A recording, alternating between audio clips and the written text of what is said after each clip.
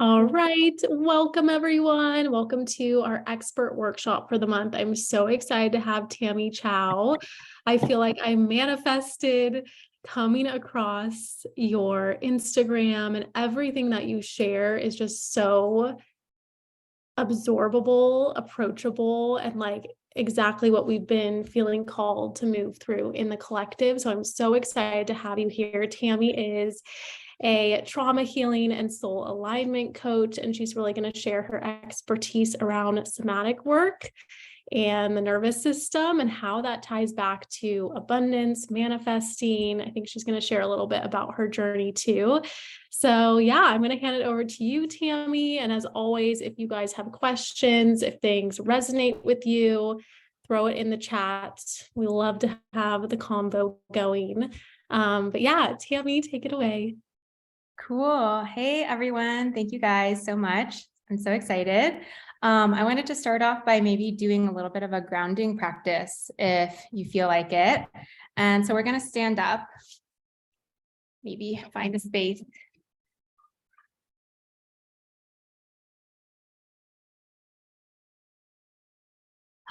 Don't mind my sweats, life. And just gonna invite all of you to start shaking. I want you to just like think about every joint and limb and just start wiggling and shaking. Just noticing what's present in your body.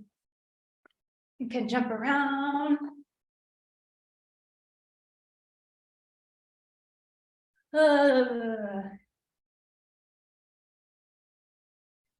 And then come back to standing slowly as we catch our breath, and maybe just switch back and forth between legs, shifting your weight as you find your center.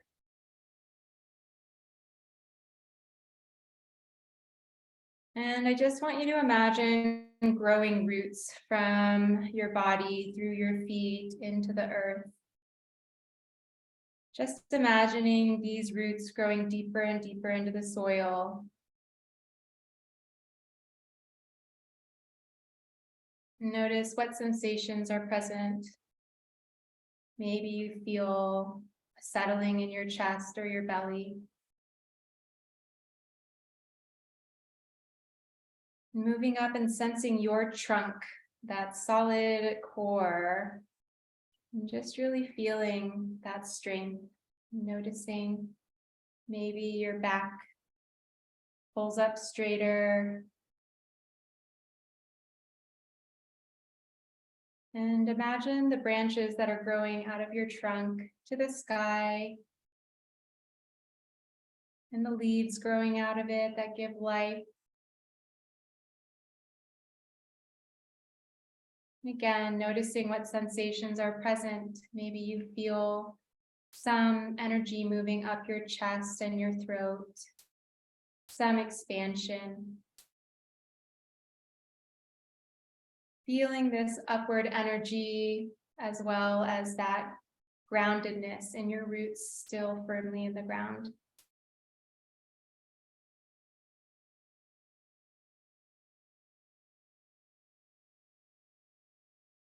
And slowly start to flutter open your eyes and just keep a soft gaze and notice colors, lights, shadows in your surroundings, and connect that internal sensation with your external surroundings.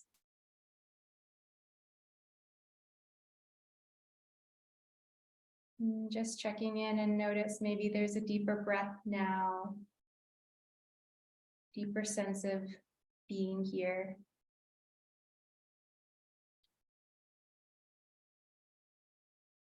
And whenever you're ready, you can come back to our seats.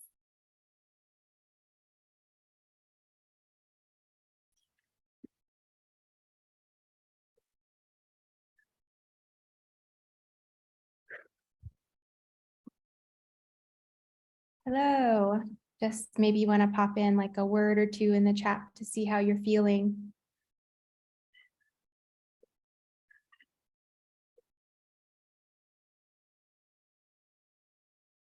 Yay, I'm glad you enjoyed it, Olivia. Awesome. Cool. I'm feeling connected to and grateful for being here and more relaxed.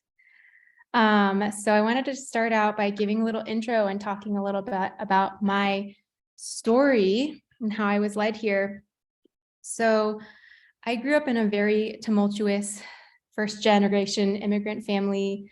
My dad was an alcoholic, my mom very codependent, and there was a lot of fighting, a lot of just gaslighting and chaos in the household. And I was criticized for literally everything growing up, whether it was an achievement, like I got criticized for my achievements, or failures, whatever. It's just like, you're not good enough in every single way.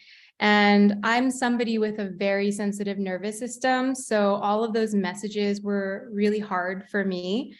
And growing up, I struggled with bulimia, suicidal ideation, depression, body dysmorphia, cripplingly low self-esteem. I mean, like, as you can imagine, like, this is really difficult to go through the world and try and live your dreams when, you're like instilled with these messages so young. And I found it really hard to believe in myself for anything that I wanted to do through high school, college, every single job that I did. I just felt like I was an imposter and kind of like a fraud. I kind of did a 180 when I moved from LA to New York, and New York to LA, stopped partying, and kind of like hit this rock bottom with my health and my mental state as well as physical health. I did the found food as food as medicine. I did a lot of the the mental work on rewiring and understanding abundance and changing my mindset. And then it wasn't really until I found and incorporated somatic therapy as part of my practice that I really started seeing everything start to shift and change really fast. And the reason for this is because like 80% of information comes from our bodies to our minds and only 20% from our minds to our bodies. So if we are, a lot of times people can be in talk therapy for 14 years and wondering, well, why am I coming back with the same problem? Because the energy is still trapped in the body from past trauma.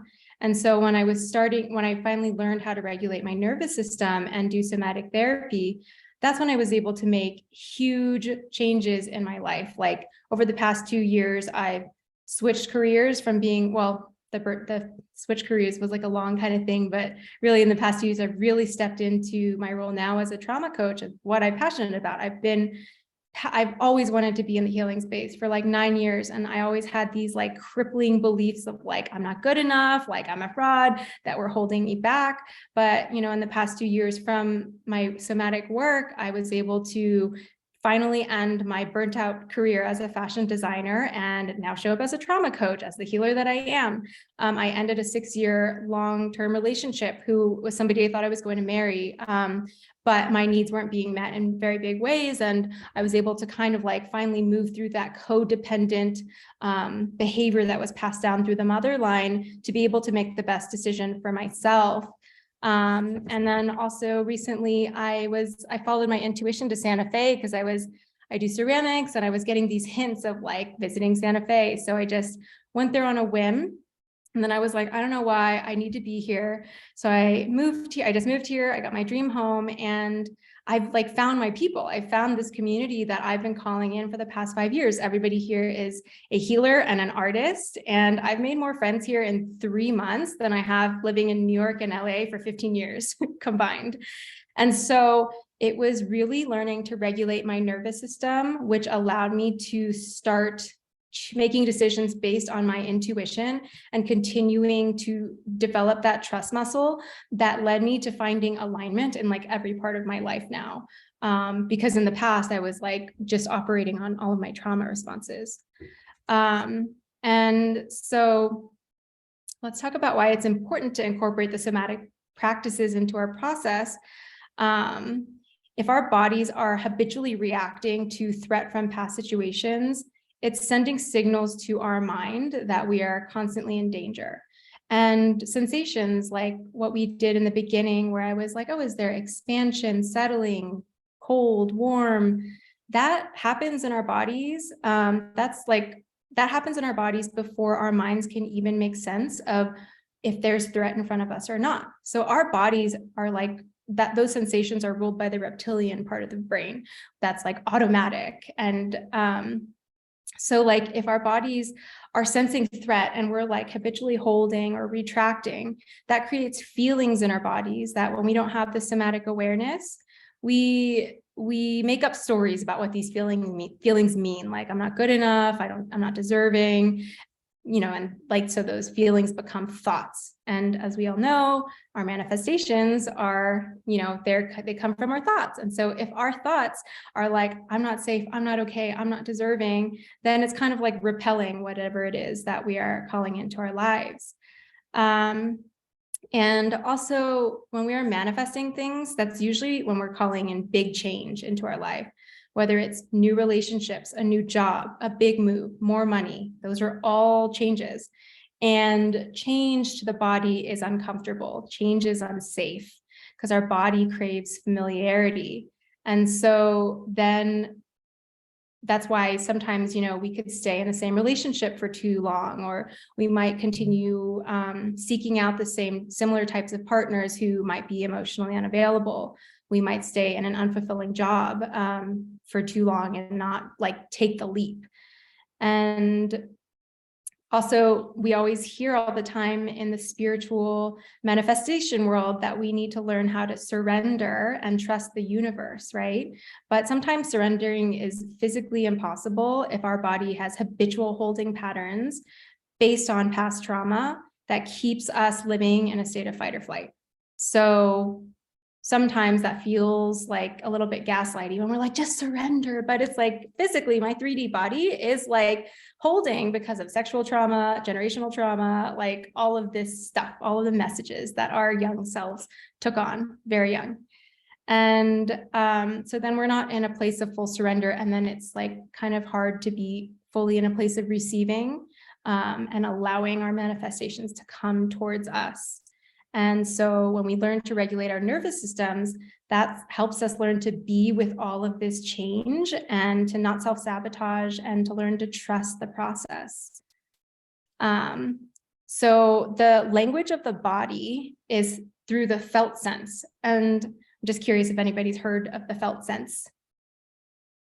So those are the physical body sensations that I kept talking about before, that are messages that our body brings up and when we dig deeper into them, they're just deeper signals and messages that our minds may have never even thought of.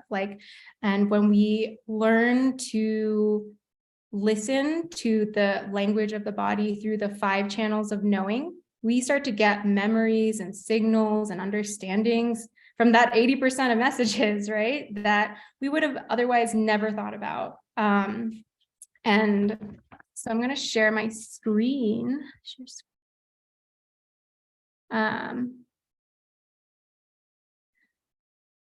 So here are the 5 channels of knowing.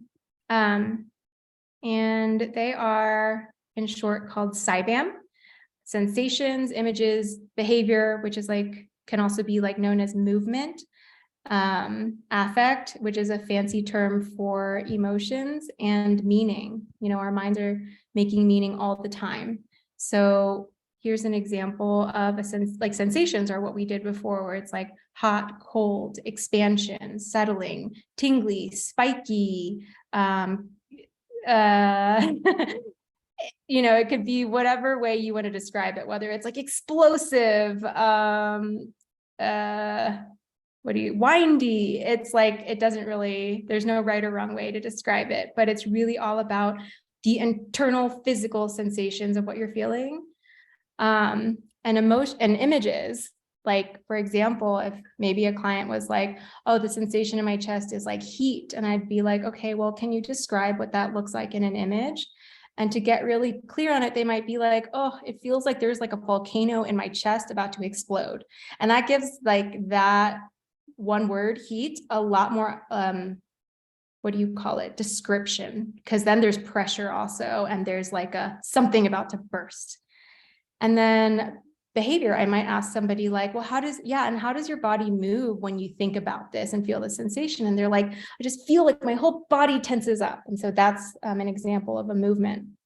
And then what is the emotion associated with it? It might be anger, it might be fear, anxiety, and then meaning, which is what our minds are always doing anyway. The meaning may be, I'm not safe, I'm in danger, I need to get out of here, all kinds of things.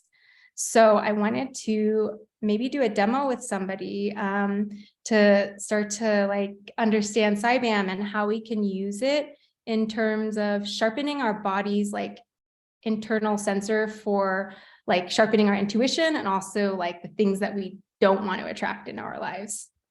But yeah, so if anybody wants to volunteer to do a demo. I can, or I will. Oh, okay. Oh, did somebody else? No, let me pin you. Okay. Hi, Olivia. Hello. Okay, so I have a question for you. What is something that you're manifesting? And you don't have to like, you can pause for a second to see what you want to share. I am manifesting a lot of travel plans. Okay.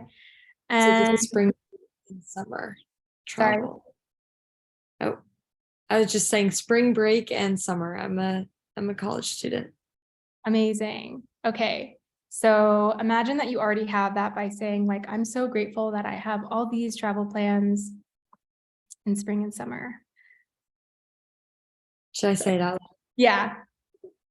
I am so grateful and excited that I have these plans for spring break and summer. Okay. And so what is the sensation that happens in your body as you imagine this? And you can close your eyes if this helps you kind of feel into it too. I feel like I just had like a wave of relief. Yeah. So just really feeling that relief, and might even jump to the movement that just happened as you put your hand over your chest. So I'm just going to have you slow that movement way down and feel it. Yeah, and even noticing that huge breath that just came as your body down regulated. I feel like I could, like the wave of relief like went like through my arms. Like that's what I felt. Yeah. And so if there was an image that could describe that, what would it look like? This is kind of weird, but I kind of feel like flushing. Like, yeah. Like cleansing. Mm. Yeah, like that almost even like touches on the meaning channel, right? Like, oh, like this travel will be like a renewal or something. Yeah. Big, like release. Okay. Yeah, like it'll be a good release for you. And what emotion comes up for you here?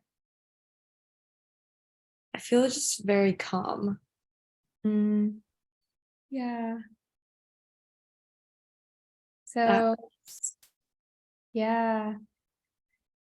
So this state is kind of like a 3D representation of like when there's opportunities or people or whatever, when you start feeling these sensations, it's kind of your intuition like, oh, this is right for you. Like this feels natural.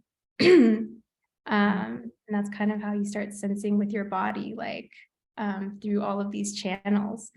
Yeah, I'm curious how that was for you. That was fun and like exciting. I feel like dropping into that feeling is like sort of like the reminder that I needed right now of like, I've definitely been falling down the like kind of like stress, like anxiety, like bringing a lot of stress and anxiety to wanting to like have great like plans lined up. Right. Dropping into the feeling of like when it works out. Totally. And that's kind of when we can like do it in a way that's regulated rather than like, oh my God, it's like a big stressful thing. And instead it's like things could actually be easy, just like, you know.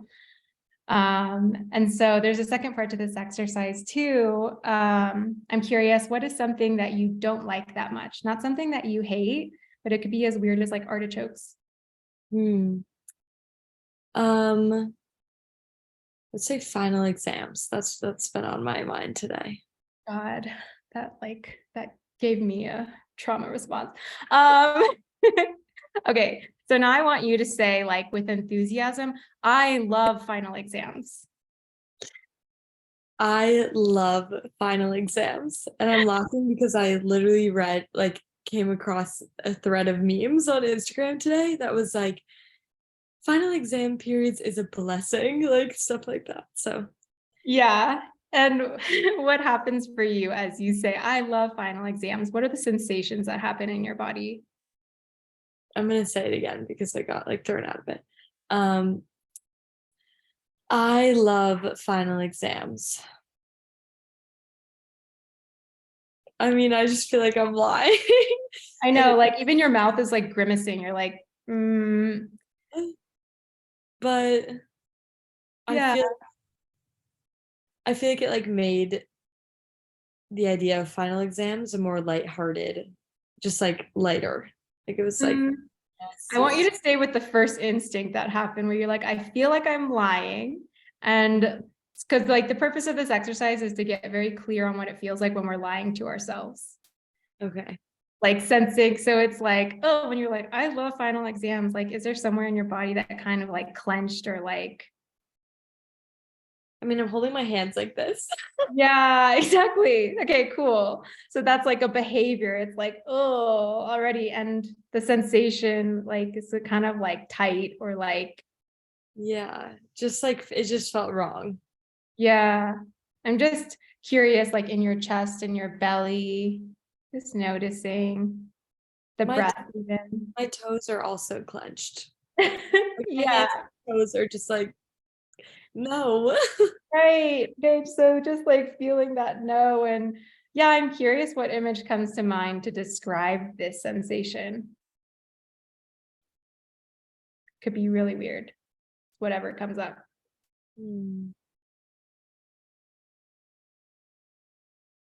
The first thing was just like dirtiness. Yeah. I don't know how to explain. It doesn't have to make sense to anybody else but you. So like, yeah, and like the meaning of this is sort of like, this is when you're lying to yourself. So like sometimes it's easy in our manifesting where like opportunities or people come our way and it's easy to talk ourselves into it. But this is just an example of like using your body as that North Star to know, oh, when something's in alignment for me and when something's like, I'm just trying to talk myself into it. Yeah. Yeah. That's cool. That was really cool. Yeah. I feel like, would you say that like, do people like this reaction I had of like holding my hands like this and clenching my toes? Like, is that something that maybe in the future, if I'm like more aware of like moments that I like tend towards that reaction, that's like a way to be more in Totally. tune? Yeah. And that's exactly, I'll be talking more about that. It's like getting really aware of these ways that our bodies hold and like tools to work through it. And yeah, 100%. So it's like, we're just starting to get really clear on sensing the different like the different channels of knowing that we have. Thank you, Olivia. Thank you. So now let's talk about how trauma impacts the body. And I'm curious too, like I want to pause to let anybody have questions or anything. I have a question. Yeah. Does this relate at all to muscle testing? I've never heard of that. Like, I don't know if anyone else is familiar, but it's testing, it's kind of similarly like you state a fact and then you state a lie and like your body kind of shifts. Oh, and using it just feels similar. So I was just curious. Yeah, that sounds connected for sure. Cause like her toes and her hands started clenching up when she was like telling a lie. Yeah, so cool. The body keeps the score. Yes, that is literally the Bible of somatic work. And EMDR is what the body keeps the score talks about a lot. Cause I think like at that time, that was like the first somatic therapy that was like more well-known. And then what I do is somatic experiencing, which is they're so similar and like slightly different. I would say that EMDR is a little bit more, it was developed for veterans. And it's like a lot of clinical psychologists use it. So it's very like, on a scale of 1 to 10, how bad is this? Like, let's go through the first step. Let's go through the second step. And for me, like the way that I work is like very fluid, and somatic experiencing to me is a little bit like less rigid in my experience of going through the two. But yes. Okay. So the effects of trauma and how that can affect our manifestation process. So trauma happens when there's helplessness in the face of threat. And that can be a big T, like a car accident, violence, war, and little T's can be as small as gaslighting, or, you know, a lot of us went through parent stonewalling because maybe our mothers learned to shut down and then like ignore us when they're mad at us. But that's an example of a small T where like, it's not the event that matters, it's what happens in the body. And say, when you're really young, you interpret that as a life or death situation because you're still reliant on your parent figure biologically for survival. So if they are withholding their emotions and shutting you out, that kind of like signals to the body, like abandonment, like fear of death almost. And so that's like when the impact of trauma happens in the body, and we take on messages like, I'm not enough, I'm not worthy of love. And the adaptive behavior, that one example of an adaptive trauma response from that is like, we might move into fawn mode where we're like, I never want that to happen again. I'm just going to be as perfect as possible, so I will never get abandoned emotionally. And, you know, that might come out in our relationships in adulthood, friendships, even in our work environment. Like, I'm going to do everything for everyone else and push all my needs aside so that that never happens again. And then we develop this, and then the container starts to get smaller. Like we were talking about before, if we think about, sorry, I wasn't talking about this before, but the body is the container that holds emotions. And every time a trauma happens, the container gets smaller and smaller. And then we develop a highly dysregulated nervous system where we get stuck either in like a shutdown stage because we're so like, there's so much energy that over time, then it's like, then I'll just like shut down and go into like helplessness. I feel like I'm going through the motions of life. It could be described as depression, and or a hypervigilant state where it's like, I'm jumping at like any little small stressor. Everything feels stressful. I feel like I'm living life driving on the highway with like an emergency brake and a gas pedal and nothing in between. And so that makes it impossible for us to just like let go and surrender. And then we end up trying to force things to happen based on this like fight or flight energy. And so I want to talk about the nervous system cycle. Oh, wait, am I sharing? Let me share.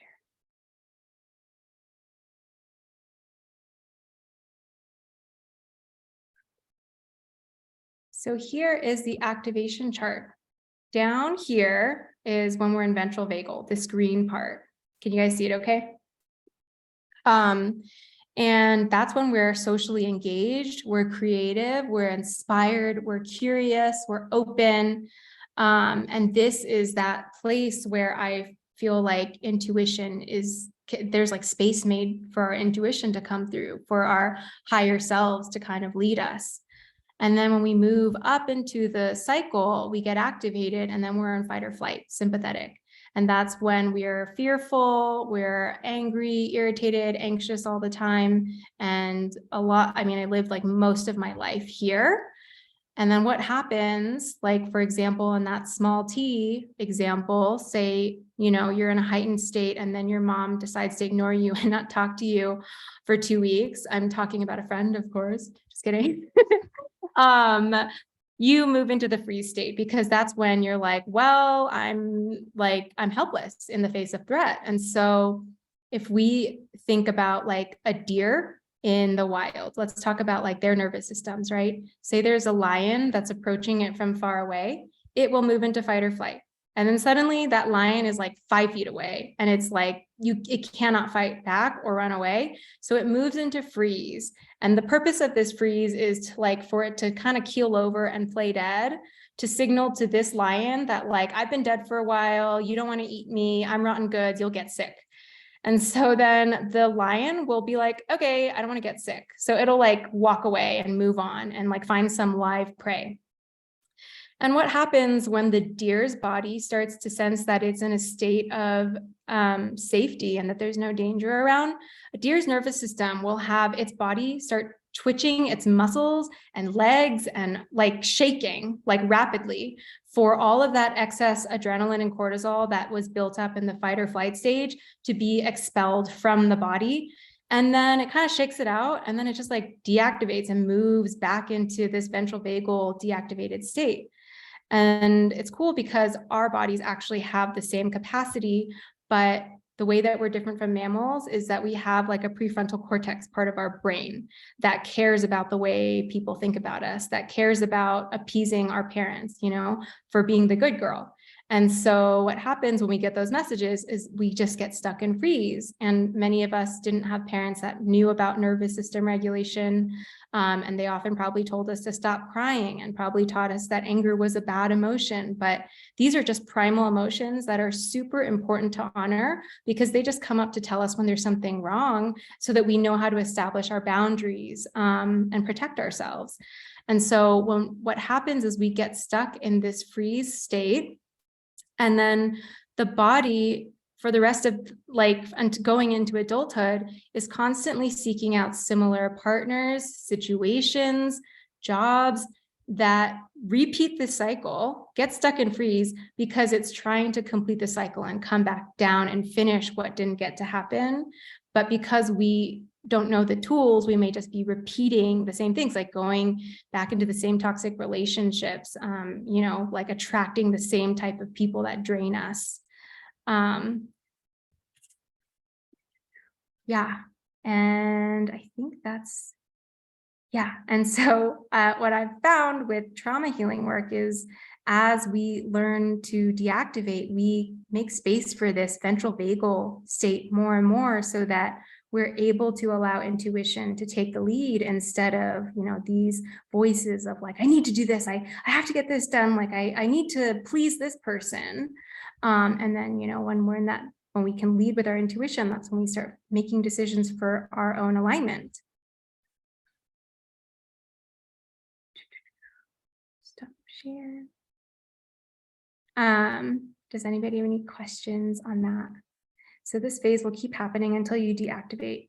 I can't say with certainty that like, yes, 100%, but yeah, that's like, you know, the body keeps the score is all about like the body keeps the score of that, is that like, that's why we like keep trying to finish a cycle basically. And so in trauma healing, there's 3 stages. And in the beginning stages, we're really trying to introduce tools to learn how to simply regulate and start building safety in the body. And then in the second phase, we start learning how to expand the body's capacity to be with more discomfort. Because like we talked about, like manifestation means it's like a lot of change. And if change is uncomfortable, we have to expand our body to start being able to be with more discomfort, to be able to move through and like make the changes in our life that we need to. And then the third stage, which is more like, that's, I think more like with a one-on-one practitioner, is like, okay, now we've built the body to be able to hold the capacity for more discomfort. And now we can really go in and do that deep rewiring work where different things will come up in sessions, like old memories, like images, like people you haven't thought about for like years.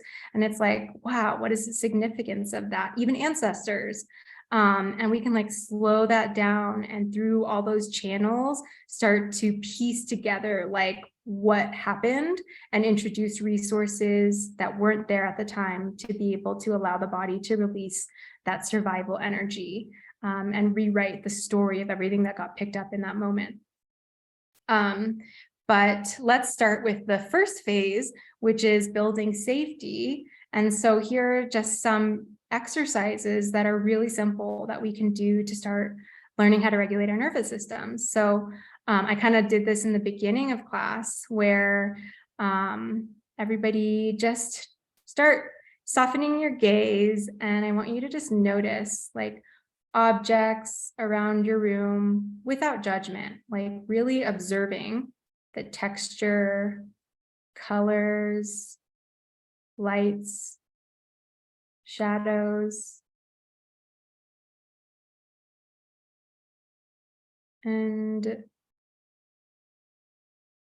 the internal dialogue in your mind might be like, those walls are white. My floors are brown. Those petals are delicate.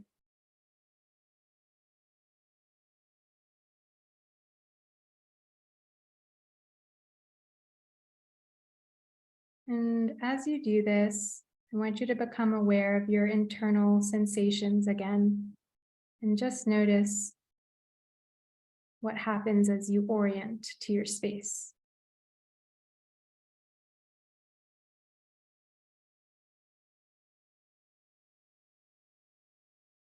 Maybe there's a little bit of settling or a deeper breath.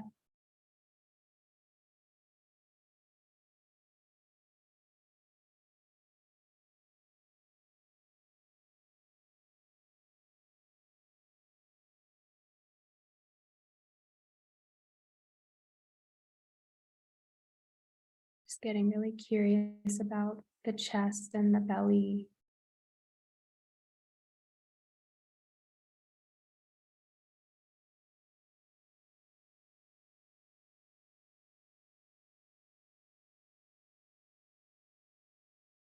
Yeah, so I'm just curious if you guys noticed anything while orienting to your space.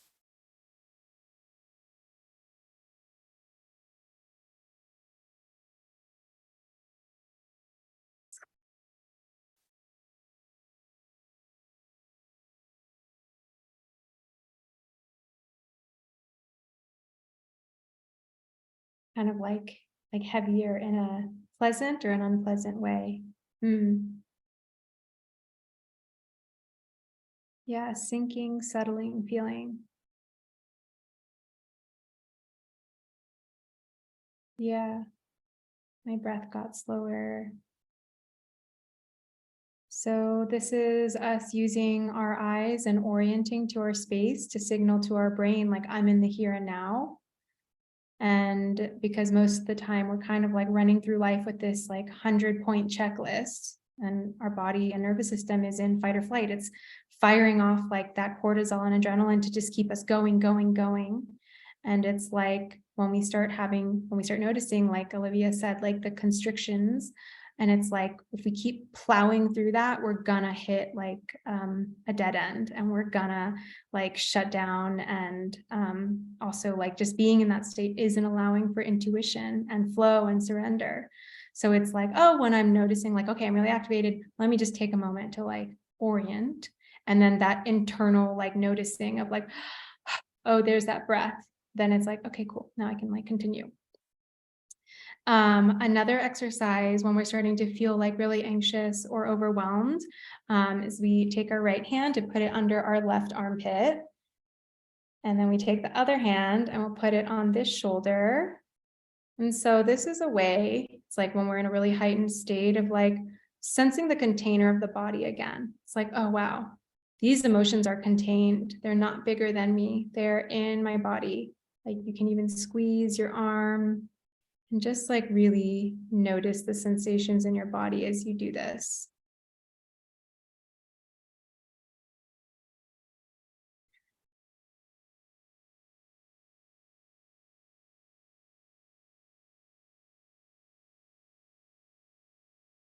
Notice if the breath deepens.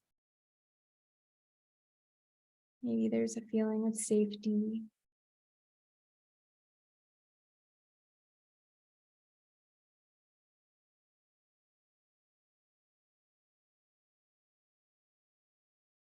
Cool. So that's like another super simple one. And I actually took this out, but I think we have some time. The third one I had was shaking, which we did in the beginning, which kind of goes back to that animal nervous system, right? Of just being able to shake out energy, and like resetting sometimes throughout our day. And one more, which is like kind of funny, but Peter Levine developed it based on his like study with Tibetan monks. And it's a vu sound where it's like on the in-breath, we like fill our lungs, and then on the out breath, we make this sound called the vu, and like as deep as a foghorn, allowing the breath to naturally deflate and not pushing. So it'll look like this.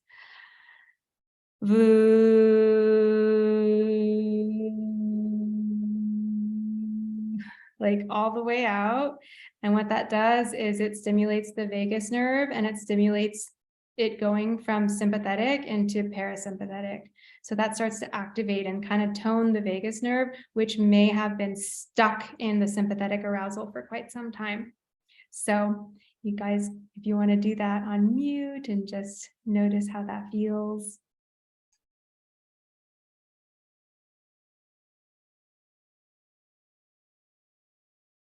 Being curious about the internal experience. You could try it a few times.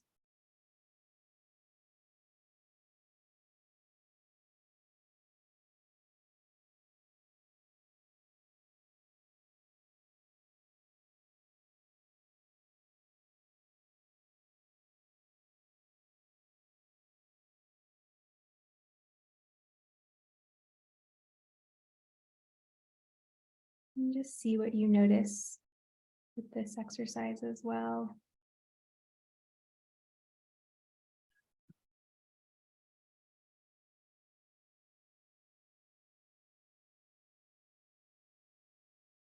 Melting feeling, yeah.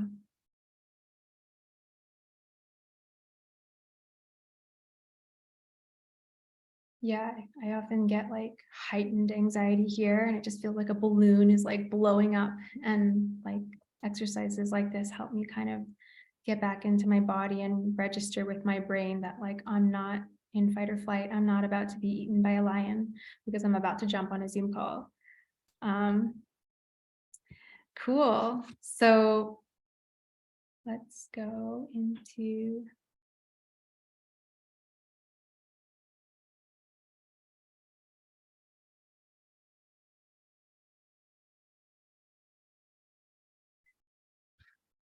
So I was talking before about expanding our capacity to be with discomfort, and how we need to do that to move through change. So this is how a healthy nervous system works. It goes into sympathetic arousal and settles into parasympathetic. It goes into sympathetic, settles into parasympathetic. And throughout our day, naturally, it would be like fluid through this like up and down. And when we've experienced trauma, what happens is that we get stuck in one of these phases, and Peter Levine calls it the trauma vortex. When trauma happens, and many of us have experienced this before, where our mind goes into like perpetual like overthinking. We're like trying to figure out and predict the future because our mind is just trying to protect us. It's just like, if I can figure this problem out in the future, then I will be safe. But if we stay in this, like that's when the body constricts and we get stuck in one of these states of sympathetic or parasympathetic for too long. And so how we move through this is we introduce a counter vortex or a healing vortex. And that's when we introduce a resource that kind of brings in the opposite or like more pleasant feeling. So the trauma vortex is when we're moving into those like more activated sensations of like constriction, clenching. Sometimes it feels like your heart is sinking, or like your throat is clogging up. And then the counter vortex sensations are more like, oh, there's expansion in my chest. I feel settling in my belly. There's warmth and tingling that's coming up through my spine. And so being able to move back and forth between these two states allows us to safely feel and process our emotions and honor them, but in a gentle way that doesn't overwhelm the nervous system. So it's like when something big happens, instead of like plunging in and just like spiraling deeper and deeper into the depression, into the anxiety, it's like we can feel into that part like a little bit, and then we go into the counter vortex and feel and resource from that, and then we go back into the trauma vortex. And this this tool is called pendulating or pendulation, where we practice switching back and forth between the states, which gently allows the nervous system to come out of that freeze state back into downregulating.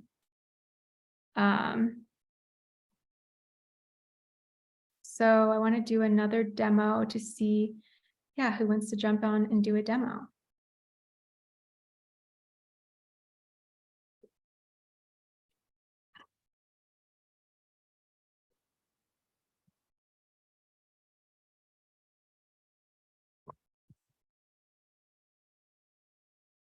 Don't be shy. I will. Okay, yay, thanks, Jen. Mhm. So yeah, what is something you're manifesting? Let's see. Really just manifesting like health and feeling like safe inside my body. Yeah, and is there a block that's coming up around that manifestation? Well, a lot of what you talked about really resonates. So I was first diagnosed with cancer in 2015. But then from April of 2020 to February of 2021, it came back 3 times, which is where that like safety part comes in. Yeah, So I don't like trust my body. right. Okay. And that's a big one. And Yeah, and I think, there's a lot of like nervous system responses that come up and stuff too. So when you were talking, I was like, oh yeah, a lot of things that have popped up are definitely in that like totally. freeze Yeah. area. I think I know that's a because big one. no, I just, and I want to like to be like trauma, what do you call it?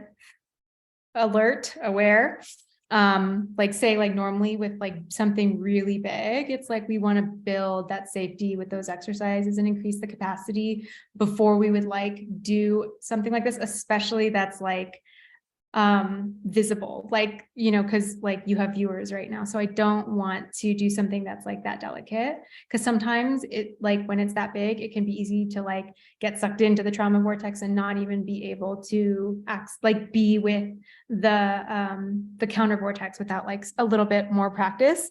And so I want to honor your body and not do that. Sure. I mean, that I will say I've been in therapy like okay. 4 or 5 years with it, and like Okay. I speak pretty openly about it a lot and like advocate with it. So Okay, cool. Then it's I'm not like right. I don't Okay. ever talk about it, and I wouldn't have brought it up if I didn't feel very comfortable talking about it, especially in front of others. Okay, perfect. Well, I'm glad I just checked in first, and then if you feel comfortable working with that, then I'm happy to. So yeah, I'm curious, like, when's the last time you felt very like, when's the last time you felt that safety and security and comfort with your body? When's the last time you felt most like yourself? It could be a memory. I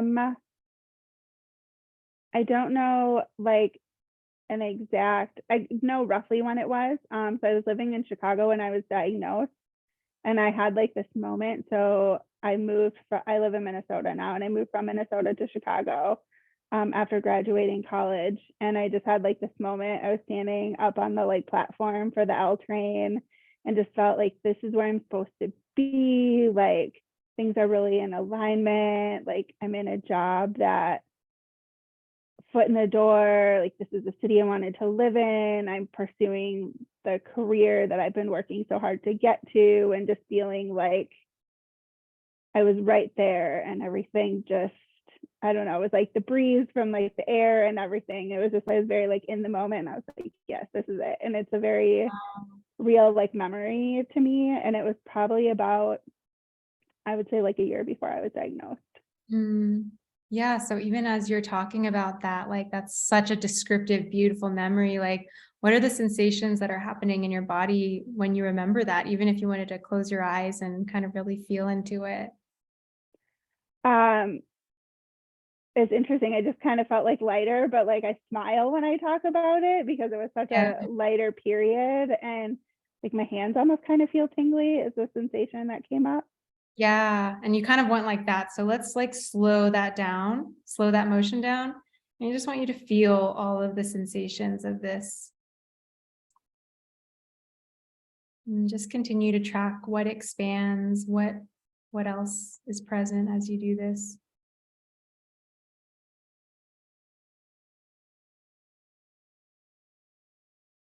Do you want me to kind of say it as it's happening? Yeah. Anything that comes up.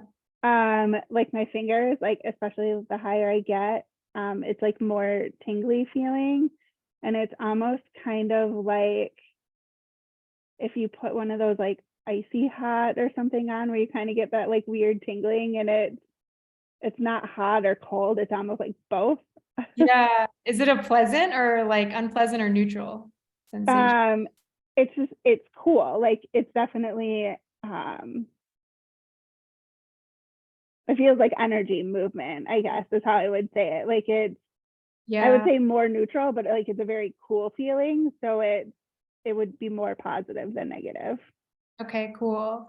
And so just like this whole image of you standing on that platform and being like, this is me, I've like made it. Like, let's work with image channel. And I'm curious, like, what color would you describe this experience and feeling? Like, what comes to mind?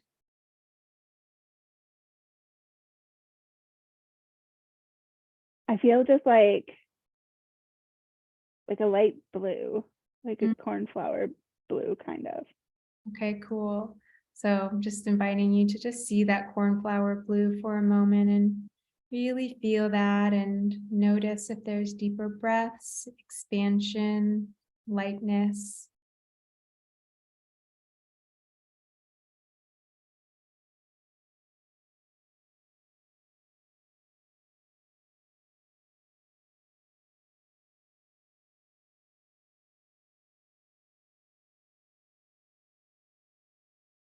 And so this is going to be a resourced place that we're going to come back to. And yeah, would you feel safe just telling me a little bit about like your experience over those years and kind of how that like has made you feel with your body? Yeah. Well, I definitely started to like distrust myself in general. Just even moving back here, I really struggled to make a decision. Mhm. And so anytime there's like a big decision, I get very stuck, and I'm always afraid of like making the wrong one. Yeah. And so as you're saying that, I'm curious, like what happens in your body? Is there a place that feels stuck? Does your body kind of like It's move? my shoulders very much like Yeah. the Yeah. they like Right. Okay. So like just feel that stuckness. And yeah, so maybe just like we'll move into it and exaggerate it a little bit more. Allow yourself to feel that stuckness. And if there was a color that could describe this sensation and this state of stuckness, what would that be? well, the second you said what color, orange popped into my head. Okay. All right, cool. So then orange is kind of the trauma vortex, right? And then the cornflower blue is that resource. So what I'm going to have you do is I want you to start with the cornflower blue, and I want you to feel and see that. And then I want you to dip into seeing the orange and feeling the orange like 5%. And once you reach that 5%, we're going to go back and resource with the cornflower blue and feeling that in your body again, and then dipping back into this 5% more. And I want you to just go back and forth and track what happens in your body. Notice if there's shifts and sensations, and take your time. Like, we're just going to go back and forth really slowly and get really curious about what happens.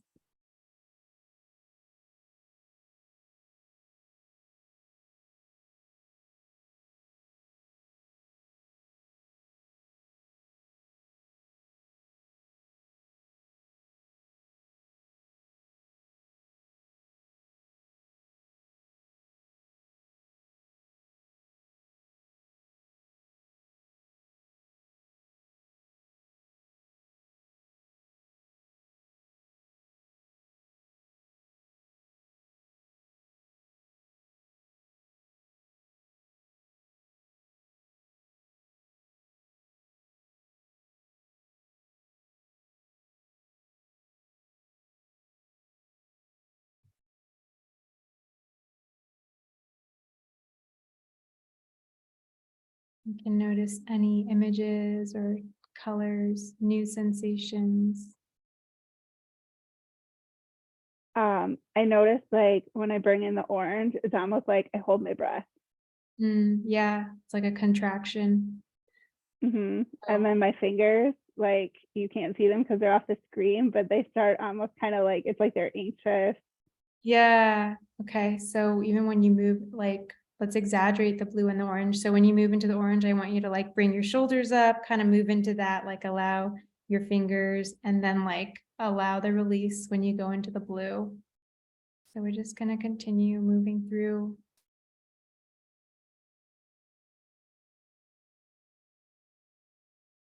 Yeah. Just feeling that a little bit at a time.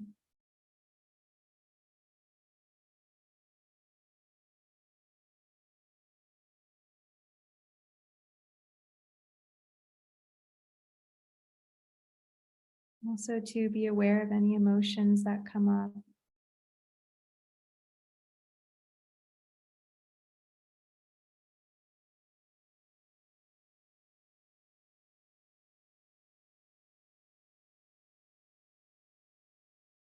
It's a lot of like fear and anxiety and like, I don't want to.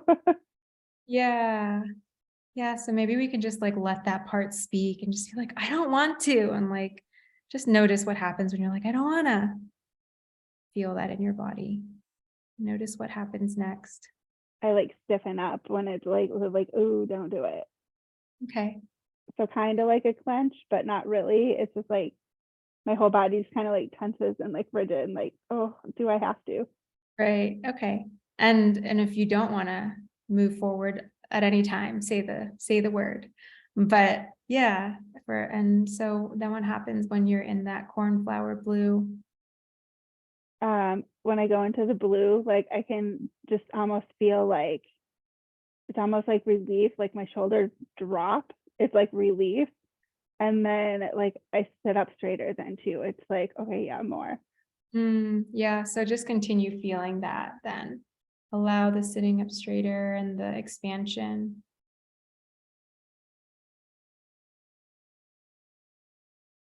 And then on your own time, just moving back into the orange just a little bit at a time.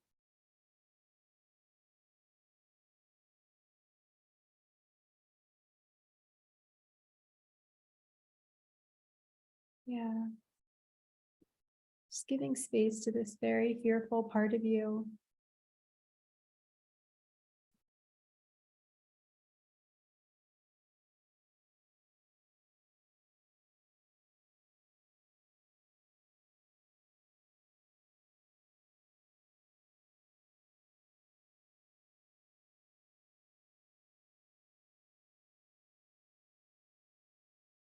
My hands get like very warm or like very hot when I start to go into the orange. Yeah. I never realized how much sensation I have in my hands before this. Yeah.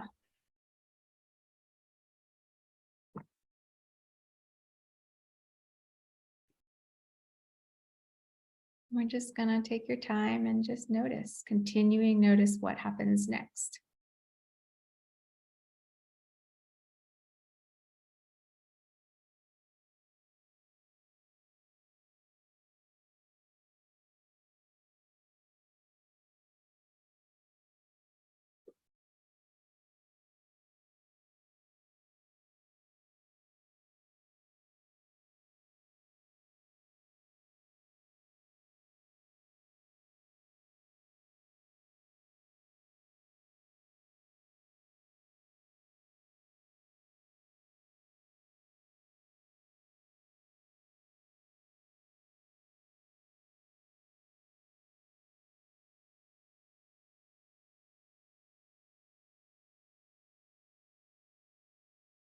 Yeah, I'm curious if there was like a deeper breath that just came. Yeah. Yeah. Just really notice that deeper breath and that your body has that ability to downregulate.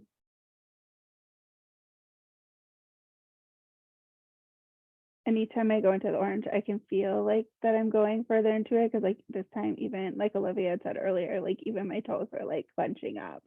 So it's kind of like expanding. And like I wasn't gritting my teeth, but I could feel more like tension in my jaw and stuff too. Okay. And is it like, tell me ever if it's unbearable or overwhelming?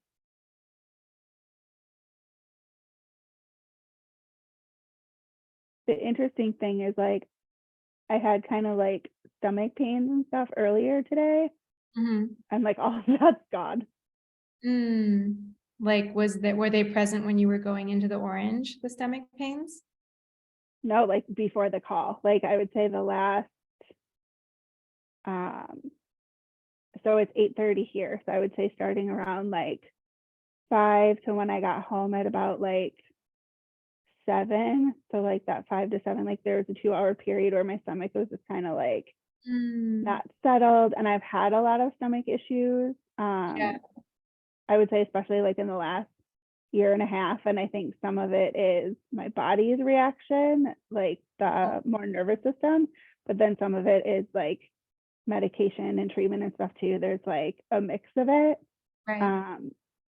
But I've noticed it's gotten like extra sensitive as time has gone on. And I think that's a lot of more like the trauma response versus like the medication response. And Yeah. throughout this call, that's just kind of gone away. And when I'm talking about it right now, my stomach is getting warm. Wow. So like, let's really notice that warmth that just happened in the body. I want you to just be with that place and just watch if it expands. Notice what happens with it. It kind of feels like when you put like a heating pad on.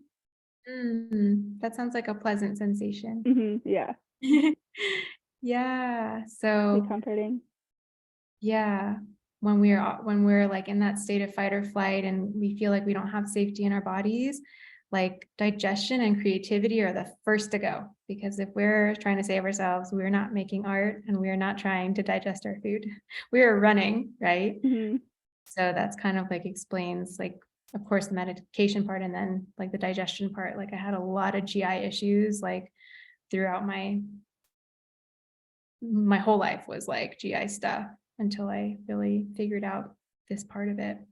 And I had a lot of that too. And so that was why when you were going through and showing stuff earlier, I was like, I think a lot of it is just my body physically reacting to the stress and the tension. And that's why,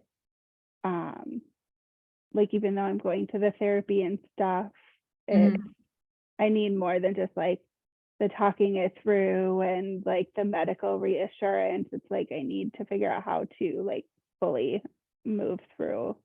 Yeah, just move the blockages and just getting curious about this, like the constrictions that are happening in the body, right? And so for everyone, and also just to go through, like, we just went through a cycle of activation where she was, like that orange was like an activated kind of a block place. And we were able to resource in the blue and feel into the orange just a little bit, right? And we went back and forth. And it's just interesting that, like, say if we just had the orange and we just got stuck in the trauma vortex, that's like all we would be able to focus on. But what just came up, you were like, wow, I just noticed that I had stomach pains before and I don't right now. And suddenly I feel like I have like warmth on my belly. And so what happens is like that just downregulated and your nervous system, you were able to just notice a resource in your body. Like even if, say, that trigger is still there, it's like, wow, your attention was able to focus on some place in your body that provides warmth, safety, security. My whole body is warm and tingly right now. Yeah, wow. And and sometimes that is how it feels when we've like discharged a little bit of that energy. It like kind of like tingles through the arms, legs, goes through the head. And so I just invite you to track that and just give you some space to notice and follow the tingles and warmth. Like a blanket. Yeah, cool. So just, yeah, really allowing yourself to feel this blanket and acknowledge that your body has that innate capacity to downregulate. Thank you. Yeah, thanks, Jen.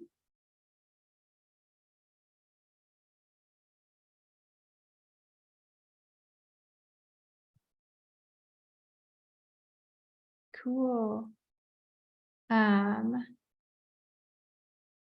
Yeah, so I'm going to open it up to discussions, questions, and maybe before I do that, I'll just give a few more ways that I might have worked with somebody. Like color is one way, that's through the image channel that I had her like change it into colors, because sometimes the contents of trauma might be too activating. Like if it's sexual trauma or something, it may be too much to really recount the details of things. And like what happens in the body is there's like a big explosive thing that happens, and the physical part takes over like the healing process, because we go into like such freeze that it's like really hard to work with it. So color is one way to kind of stay without the story. Movement, something that I might have done with her is when she went, like when she was like, oh, I tense up, and like I notice her shoulders kind of go up, and it's like, okay, well, let's work with that movement, even pendulating with that. Like I'm gonna have her like, let's move into it slowly and exaggerate it. Might be like, oh, even we could give it a voice like, I don't wanna.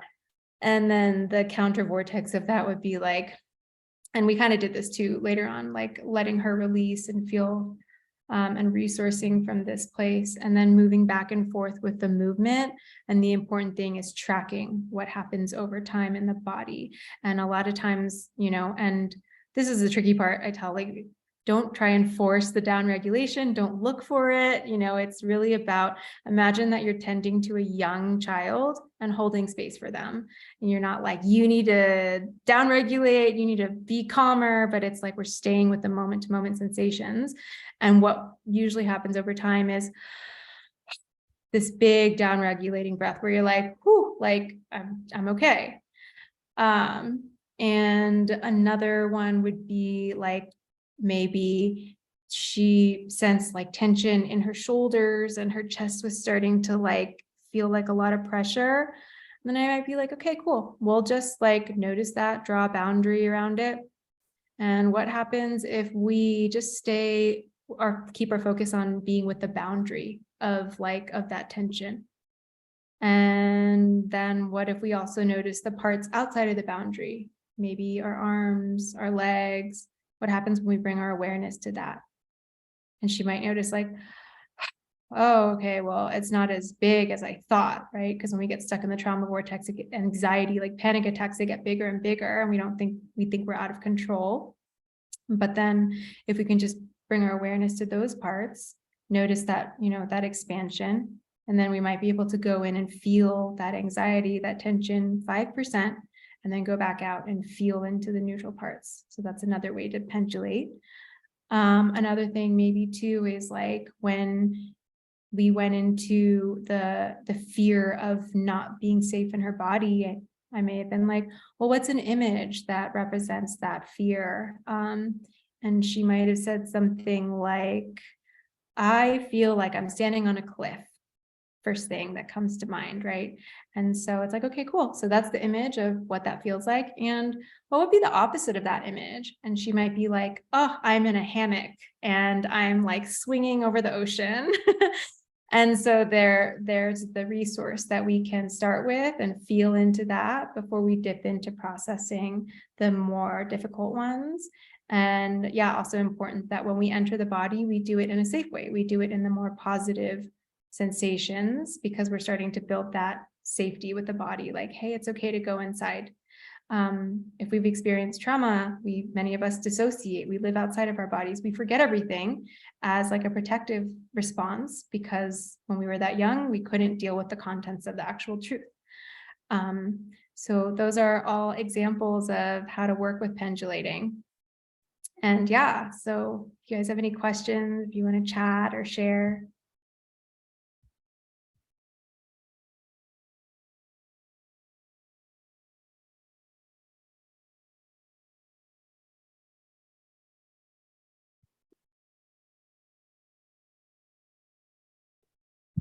Yeah, and like I know I I honestly felt like when I found this work, I was like, why isn't anybody talking about this? But I think because our medical system, I don't know, it's really profound. And honestly, watching the transformation, like, that's why I feel like it's soul alignment too. I didn't expect entering my trauma healing journey that it would lead me to find alignment like in my life and find my purpose. And honestly feel much more connected to myself, my spirituality, and yeah, cool. Well, thank you guys so much. This was so fun.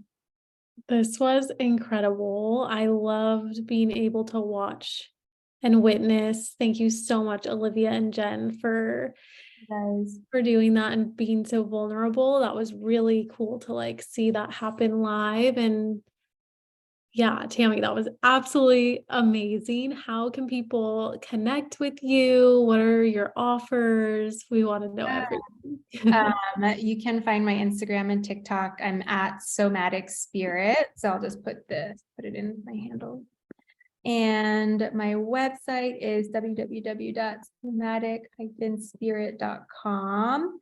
And right now I am mostly working with people one-on-one in like a 12-week container that we begin in to kind of like build that safety, move through that like deep inner rewiring, reparenting inner child work on a body level, moving into that like finding self and inspiration and purpose and manifesting. I will be doing a group class one day, but it's kind of been on pause. And there was something else. Oh yeah, like I myself will be, I'm doing a deep dive with like a somatic therapist that I went to this retreat where I was like beating like the shit out of a block and screaming, and like my sexual trauma story was like the first time that I was like seen in that place. And there's something too about being witnessed in work like this where our nervous system needed to be witnessed when we were children, right? And many of us were left to deal with our emotions on our own. And so one of the co-facilitators, he and I are doing a deep dive where he's taking me through a 6-month journey, and I will be filmed and witnessed. So look out for that if that's something that like speaks to you and you want to join the group, because I think there's a lot to be learned watching someone else's process, just like we watched Olivia and Jen today. And it's like, so some like the sessions will be like on me, and I'm like going through my relationship and like relational trauma, unpacking that. And then on the back end, he'll be working with the group, doing their own processing and like healing journey with the group. So that's coming. Yeah.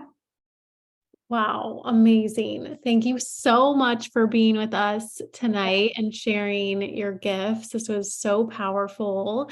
And thank you everyone for joining. If you're watching later, make sure you send Tammy a message. Just let her know what resonated with you. And yeah, so grateful for you. I hope you have an amazing rest of your evening, everyone. Thank And you I will see you so much. soon. Right. Thank you. Bye. Bye, Thank you. friends. Bye. Bye.